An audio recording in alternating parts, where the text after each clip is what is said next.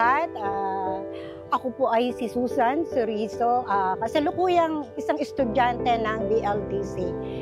From the beginning, nagdadalawang isip ako talaga na mag-aral. Kasi ang sabi ko sa pastor ko, under ako ni Pastor Loreto, Christ to All Nation, Tansa, isa sa mga leaders niya ng iglesia. As a leaders, marami po akong responsibility sa church namin. At sabay-sabay kaming nag-aral kasama ang aking pastor, pero nakakalungkot man, dumating po kami sa puntos ng aming head pastor ay na-stroke at kailangan niya pong tumigil sa pag-aaral ng BLTC. At sa akin pong pag-aaral dito, mas lalo akong nagkaroon ng malalim na burden as a leader sa church namin para maipagpatuloy ko kung ano yung mga dapat pang gawin. Kasi sa tuwing makakausap ko yung pastor ko, lagi niya akong tinatanong kung ano yung mga natututunan namin. First thing, nagpapasalamat ako sa BLTC dahil Tagalog yung aming lesson. Kasi mahina, kumbaga hindi po ako masyadong nai-encourage kapag ang teaching po ay under in English subject.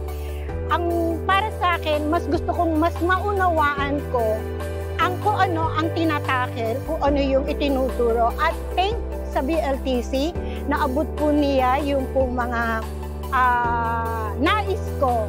Sa pag-aaral ko sa BLTC, nagkaroon po ako ng malalim or encouragement from myself first na ipagpatuloy pa the more yung aking paglulingkod. Kasi naunawaan ko, ako po ay isa sa ministry head, elders, under ko po ang evangelism.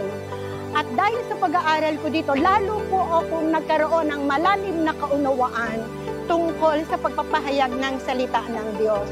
At dahil po sa napakaganda po ng mga lesson, ang isa sa ipinagpapasalamat ko, every lesson ay in a biblical ways.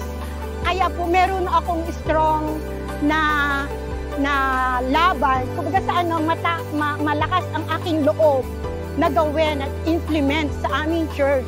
Ang aking napapag-aralan dito sa BLTC, di lang dahil sa naunawaan ko, kundi dahil sa mga salita ng Diyos na naka-involve in every subject. Kaya po, salamat po kay Reverend Jung na siyang patuloy na ginagamit sa amin na sa kabila ng aming pong mga dinaanan sa aming iglesia, nagkaroon po ako ng isang mga programa na nakuha ko po ang idea dito po sa BLTC. Dahil po ang aking mga kasama ay mga pastor, nagkakaroon din po ako ng pagkakataon para magtanong din sa kanila at humingi din ng advice. Kaya po, napakalaking bagay po para sa akin ang BLTC. Unang-una, nagbigay po ito sa akin ng malawak na kaunawaan, mga ideas, mga plan. Nagkaroon po ako ng mga plan kung paano ko po ini-apply ang aking natututunan sa amin pong iglesia at sa akin po sa misyon o sa purpose ng Diyos sa buhay ko. Kaya po ini-encourage ko po ang bawat isa, hindi lang po ito pang pastor, kundi ito po ay para sa mga nais na mas lumalim pa o maunawaan pa talaga at makilala ang ating Panginoon, na sa ganon maging mabuti at maging epektibo rin tayong mga lingkod ng Panginoon. Yun lang po at marami po salamat.